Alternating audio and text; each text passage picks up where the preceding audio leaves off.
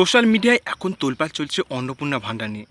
অনেকেরই বক্তব্য দেখতে পাচ্ছে যেখানে বলছে যে ১২ পাতার পেজ কী করে তারা সাইন করবে, কী করে তারা ফর্ম ফিল আপ করবে, কী করবে না করবে, এটা কী করে সিদ্ধান্ত নিচ্ছে, সরকার কি টাকা দেবে না, ইত্যাদি ইত্যাদি ইত্যাদি মন্তব্য ভরা আছে।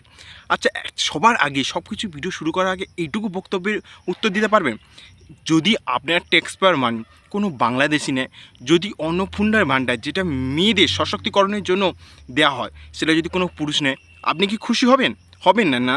বা এরকম ভাবুন যে একজন প্রচুর ধনী ব্যক্তি, তার প্রচুর অর্থ সম্পদ আছে, প্রচুর জায়গা জমি আছে, অনেকগুলো ঘর আছে, তারপরে সে অন্নপূর্ণার টাকা নিচ্ছে, তাও মানে ১,০০০ টাকা নয়, ৩,০০০ টাকা করে প্রতি মাসে। তো আপনি খুশি হবেন আপনার ট্যাক্স পেয়ার মানিটা এইভাবে ইউজ হতে?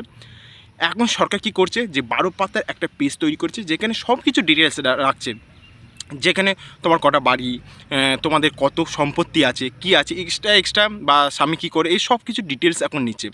তো এটা কি সবথেকে স্বচ্ছতাকরণের পরীক্ষা নয় কি? তার ফলস্বরূপ কি এরকমই হবে না যে কোনো বাংলাদেশিরা এসেই যদি এটা ফিল আপ করে পেয়ে যাবে, এমন সম্ভাবনা তো সবথেকে কম হয়ে যায় না? কারণ এই ১২ পাতা ফিল আপ করতে গেলে যা যা ডিটেলস লাগবে একটা বাংলাদেশির পক্ষে এসে সেইগুলো সব কিছু ডিটেলস ফিল আপ করা এবং সেগুলো তদন্ত করলে বলা যাবে যে সেগুলো সব ভুয়ো। তো সুতরাং সেটা কি সবথেকে স্বচ্ছতাকরণ কি উপযুক্ত উদাহরণ নয়? তাছাড়াও একটা ভেবে দেখুন, যে সকল ধনী মহিলা অথচ কেউ কেউ হয়তো জবও করছে, তো সেই সব মহিলাও তো তখন তো পেতো লক্ষ্মী ভাণ্ডারের ক্ষেত্রে। তো সেইগুলো যদি এখন ডিলিট হয়ে যায়, গিয়ে যারা মানে এটা পাওয়ার আসল দাবিদার, যারা সত্যিই প্রয়োজন আছে যাদের মানে সশক্তিকরণের জন্য, তো তাদের যদি বেছে বেছে শনাক্তকরণ করে করে যদি দেওয়া হয়, তো এতে ক্ষতি কী আছে?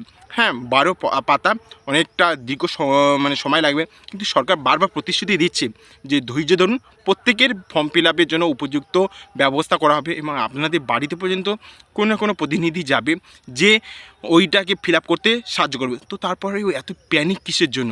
কেন এত বিরোধিতা? তাহলে কি আপনি চান যে আপনার ট্যাক্স পের মানিগুলো আপনার ফ্যামিলি থেকে বা অন্যান্য যারা আছে তাদের ট্যাক্স পের মানিগুলো যাকে তাকে, বাংলাদেশি হোক আর সে পুরুষ হোক, যেটা মহিলাদের সশক্তিকরণের জন্য দেওয়া হচ্ছে, সেও পাক? সেটা কি চান? যদি না চান তাহলে এটার বিরোধিতা করা বন্ধ করে দিন।